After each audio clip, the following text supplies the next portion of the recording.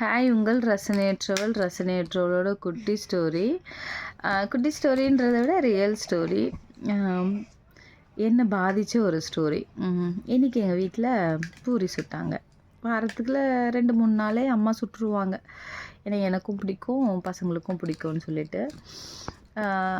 ஆனால் அந்த பூரி என் மனசுக்குள்ளே ரொம்ப ஒரு ஆழமான காயத்தை ஏற்படுத்தியிருக்கு. அது என்ன காயன்றதை தான் இன்றைக்கி நான் உங்ககிட்ட ஷேர் பண்ணிக்க போகிறேன். நான் ஒரு 20 வருஷத்துக்கு முன்னாடி எங்கள் வீட்டில் தீபாவளி, பொங்கல்லாம் வரும்போது மட்டும்தான் பலகாரம் இந்த மாதிரி பூரி, இட்லிலாம் செய்வாங்க.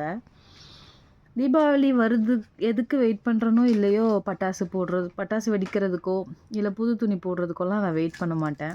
பூரி சாப்பிட்ணும், அம்மா பூரி சுடுவாங்க, எல்லோரும் நல்லா சாப்பிட்லாம் அப்படின்றதுக்காக தான் நான் வெயிட் பண்ணியிருக்கேன். தம்பிங்களும் வெயிட் பண்ணுவாங்க. அப்படி ஒரு தடவை எங்கள் வீட்டில் பூரி சுட்டாங்க தீபாவளிக்கு. அப்போது எல்லாருக்கும் அம்மா பூரி சுட்டு கொடுத்துட்டாங்க. நாங்களும் சாப்பிட உட்காந்துட்டோம். ரொம்ப ஆசையாக இவ்வளோ நாள் வெயிட் பண்ண பூரி சாப்பிட போகிறோம் அப்படின்ற சந்தோஷத்தோடு நான் அந்த பூரியை கிழிக்கும் போது நான் சாப்பிட்ட பூரியில் புழு இருந்துச்சு. எனக்கு பார்த்த உடனே பூரியில் புழு இருந்தால் நமக்கு எப்படி சாப்பிட்ணுன்னு தோணும்? சாப்பிட முடியாது.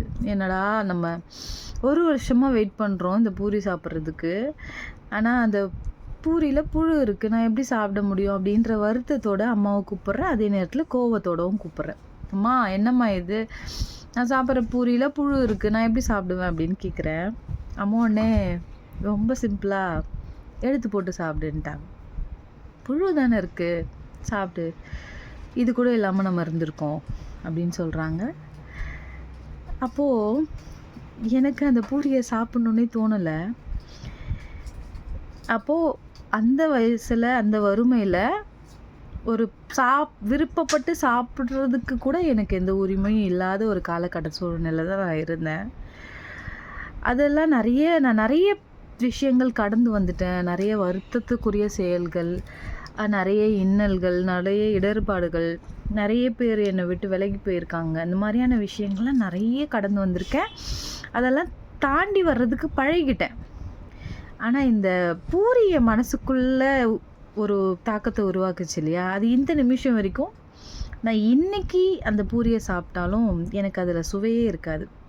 நான் அன்றைக்கி பட்ட காயத்தோட வலி தான் இருக்கும். இது ஏன் உங்ககிட்ட சொல்கிறேன் அப்படின்னா, என்ன மாதிரியே நிறைய பேர் நிறைய இன்னல்கள் பார்த்துருப்பீங்க. அப்போது நான் அம்மாவை பார்க்கும்போது எனக்கு கோபமாக வந்துச்சு. ஆனால் அதை நான் லேட்டாக ரியலைஸ் பண்ணேன். அது ஒரு தாய்மையோட, அவங்க எவ்வளோ ஃபீல் பண்ணியிருப்பாங்க, இவ்வளோ கஷ்டப்பட்டு செஞ்சோம் குழந்தை சாப்பிட முடியலையே அப்படின்னு ஃபீல் பண்ணியிருப்பாங்க. 2வது விஷயம், நான் அவங்க முகத்தில் பார்த்தது